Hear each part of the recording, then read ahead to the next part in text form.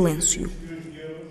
Sendo que, ao Jornal Público, há cerca de 2 meses, o Governo dizia que tem aprovado então estes diplomas extraordinários que incluem a dimensão da execução orçamental. Para uma análise e um comentário a esta questão, são convidados esta edição da noite Paulo Núncio, ex-secretário de Estado dos Assuntos Fiscais, e Paulo Trigo Pereira, economista e professor do ISEG. Meus senhores, muito boa noite, muito obrigado por terem vindo. Eu começo por si, Sr. Professor, para lhe perguntar se, na sua opinião, é justificável e aceitável que demore tanto tempo a que um decreto-lei com esta importância seja aprovado, e já agora, 2 em 1, que consequências é que antevê que a não aprovação do decreto-lei possa ter em matéria orçamental, para além da óbvia ausência de informação ao Parlamento e ao país? Ora, boa noite, quero cumprimentar Paulo Núncio e... ora bem, se é aceitável, eu acho que não é aceitável. Nós temos que decidir se ainda vivemos em modo Covid ou se já passámos, e eu acho que já não vivemos em modo Covid, ou seja, o estado de emergência foi 2020, nessa altura ainda se pode justificar, ou poderia justificar que, ao contrário do que estava previsto, não tivesse saído o Decreto-Lei de Execução Orçamental de 2020, porque de facto houve uma série de medidas de gestão diária da crise que eram muito inesperadas e não é possível fixar num decreto-lei de execução orçamental uma coisa que está permanentemente em movimento. Agora, penso que isso já não se aplica a 2021 e, portanto, eu acho que o decreto-lei já devia ter sido aprovado. Embora o que eu acho é que há outros problemas graves que têm a ver com as finanças públicas e que se estão a agravar com o tempo. Quer dizer, eu tive, se calhar só esta nota, eu fui ver a dimensão dos 2 últimos decretos-leis de execução orçamental, portanto, o de 2019, o último anterior de Passos Coelho e Paulo Portas, portanto, PSD-CDS, e o anterior de Teixeira dos Santos. E o número de artigos do decreto-lei de execução orçamental era 91 em 2011, último de Sócrates Teixeira dos Santos, reduziu-se para 77 PSD-CDS e agora são 211 artigos. Portanto, nós temos aqui um problema que ultrapassa, aliás, temos vários problemas, portanto, só situando estes agora já, que ultrapassa, digamos, a questão política, porque há uma questão técnica e uma questão política. Tecnicamente, eu penso que se mantém ainda um espírito que vem daquele velho senhor de cabelos brancos, cujo nome começava em António, de Oliveira Salazar, de controlo do Ministério das Finanças sobre a totalidade da administração pública. E, portanto, um decreto desta... Portanto, é preciso dizer que este Governo não aprovou nenhum decreto-lei de execução orçamental. Nenhum. O último foi aprovado em 2019. Reparei que Mário Centeno não assina, portanto, não esteve nesse Conselho de Ministros. Bom, presumo que... não quero especular, presumo que estivesse fora em outras funções, não foi, mas não assinou, efetivamente, e, portanto, este Governo não aprovou nenhum. Mas só para clarificar, qual é o problema de haver números tão grandes? 2019, que é de uma dimensão inacreditável. Mas só para clarificar, qual é o problema de haver essa disparidade tão grande no número de artigos de vários decretos-lei? O que é que isso quer dizer na prática? Não, isso reflete outro problema a montante, e que eu abordo no último livro que fiz sobre a democracia em Portugal e o declínio da democracia, e um dos capítulos é só sobre a questão orçamental, e os próprios orçamentos de Estado têm aumentado o número de artigos de uma forma inacreditável, e as propostas de lei de alteração do Orçamento de Estado em sede da Assembleia da República já vão para cima das 1.300 e os deputados não sabem o que é que estão a votar. Portanto, nós estamos com um problema de ingovernabilidade a prazo das finanças públicas se nada se fizer entretanto. Paulo Núncio, a sua opinião, e eu repito a pergunta, se é justificável e ou aceitável que demore tanto tempo e também que consequência. Bom, eu, em primeiro lugar, boa noite também aos dois. Eu também concordo, eu acho que não é aceitável. Não é aceitável que a lei estabeleça que o Governo tem que aprovar um decreto de execução orçamental 15 dias úteis após a entrada em vigor do orçamento, e estejamos no mês de setembro e o Governo nada diga sobre o assunto. É bom para as pessoas que estão lá em casa perceberem do que é que estamos a tratar. O Parlamento tem competência para aprovar o orçamento para um ano e depois, nos termos da Lei de Enquadramento Orçamental, o Governo está obrigado, por decreto-lei, e eu friso este ponto, por decreto-lei, a aprovar as regras de execução orçamental do orçamento que foi aprovado pelo Parlamento. E faz todo o sentido que seja por decreto-lei, porque obriga, por um lado, a ser discutido, negociado e aprovado em Conselho de Ministros. É bom perceber que um orçamento de Estado inclui um conjunto de orçamentos setoriais dos vários ministérios setoriais e por isso é importante que as regras de execução desse orçamento passem também pelos ministros setoriais que têm a obrigação de o executar. Depois é importante que seja por decreto-lei, porque o decreto-lei, como sabe, está sujeito a publicação no Diário da República e por isso é uma questão de transparência orçamental, é uma questão de escrutínio público que seja por decreto-lei e não por circular, como foi referido. E em terceiro lugar, porque o decreto-lei de execução orçamental abrange não só e obriga não só os membros do Governo, mas obriga também os dirigentes da administração pública, relativamente aos orçamentos que têm responsabilidade de executar. Ou seja, todos os funcionários da administração pública, os dirigentes da administração pública, estão obrigados a seguir as regras de execução orçamental. E por isso, o decreto de execução orçamental, se quiserem, em síntese, visa garantir um controle adequado da execução orçamental de cada ano, não só para os membros do Governo, mas também para os dirigentes da função pública, garantindo com esse controlo o indispensável cumprimento do orçamento que foi aprovado pelo Parlamento. E o facto de não existir quer dizer... Exatamente. A ausência de um decreto de execução orçamental, na minha perspectiva, não só viola grosseiramente a lei, está claramente previsto na lei que tinha que haver execução orçamental, um decreto de execução orçamental, e não há, desrespeitando por isso as regras orçamentais, o princípio da transparência orçamental, mas também põe em causa o controle efetivo dos gastos públicos e da despesa pública, que, aliás, diga-se, tem vindo a aumentar de uma forma desmesurada nos últimos anos. E há um ponto aqui que me parece também importante referir, é que o Governo não só não tem cumprido a lei, como tem sido absolutamente indiferente aos alertas que o Sr. Presidente da República tem feito sobre esta matéria. O Sr. Presidente da República, pelo menos que eu tivesse notado, 2 vezes no passado recente, alertou para esta situação.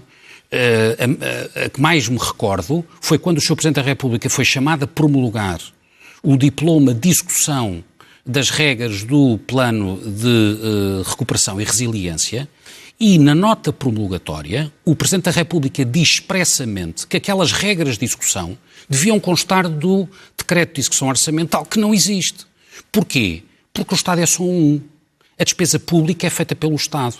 E é por isso que a Lei de Enquadramento Orçamental estabelece que o decreto de execução orçamental tem que ser concentrando todas as despesas que o Estado faz, para evitar legislação avulsa, para evitar contradição nas normas e, dessa forma, contrariar os princípios da transparência, do escrutínio e do controle adequado dos gastos públicos. E o que é que tem a dizer, então, sobre esta justificação dada ao Jornal Público há cerca de 2 meses pelo Governo, nomeadamente pelo Ministério das Finanças, que o Governo tem, em alternativa, aprovado diplomas extraordinários que incluem a dimensão de execução orçamental? Isto é uma contribuição para a confusão e para o descontrolo. Não só uma confusão, como uma violação da lei. É bom perceber que a Lei de Enquadramento Orçamental tem valor reforçado, o que significa que prevalece sobre todas as normas que estabelecem regimes orçamentais que a contrariem.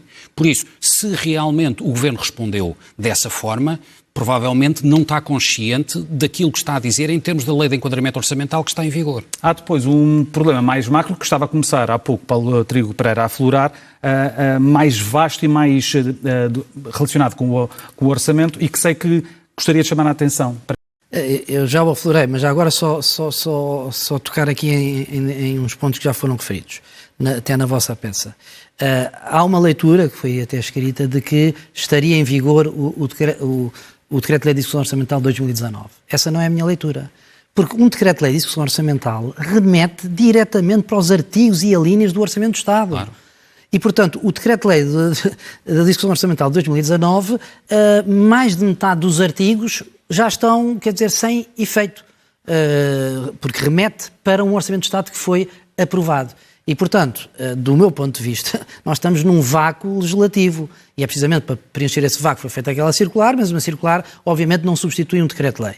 Portanto, há aqui uma questão que é importante, porque de facto o Decreto-Lei de Execução Orçamental, o Paulo já disse algumas coisas, eu queria vai ao detalhe de, por exemplo, a questão das valorizações remuneratórias dos trabalhadores do setor empresarial do Estado, outras valorizações remuneratórias na administração pública. Portanto, é tudo coisas que são discutidas em sede de Orçamento de Estado. Portanto, dizer que está em vigor o Decreto-Lei de 2019, eu penso que não é uma afirmação que não faz sentido, porque não se pode aplicar, não temos tempo aqui para detalhar, mas não se pode aplicar o Decreto-Lei, as normas genéricas podem-se aplicar, as normas específicas não se podem aplicar. Não, há um problema mais geral de gestão das finanças públicas, eu já referi duas coisas, a fragmentação política parlamentar e a existência de um governo minoritário, ao qual eu sou claramente contra a existência de governos minoritários, precisamente porque nós estamos a 30 mais 10 dias, foi antecipada a entrega do Orçamento de Estado para 10 de outubro, estamos a 30 mais 10 dias, com uma campanha eleitoral pelo meio, não é?